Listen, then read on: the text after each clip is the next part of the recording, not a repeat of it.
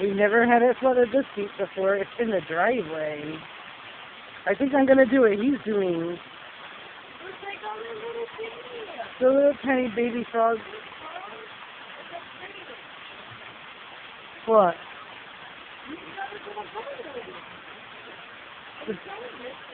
What does he have? Oh, the little baby's going down the street. The kids are playing. I think we should too. I think we have no choice. We have no choice, Sarah. We must play. We are going to play with them.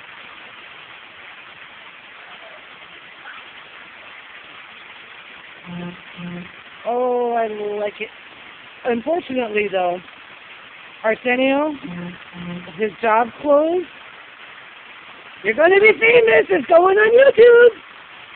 His job closed for the day, and they never called him, and now he's stuck in a flood zone and still indefinitely. I believe this is going on all night. I don't know how he's going to do it. Sarah's getting dressed so we can play. Sarah's getting dressed so we can play. I know. That's Paige and Ryan. We're going out in the rain to play too. This is too cool. Yeah. We went all the way down there where it was like up to here. No way. It was crazy.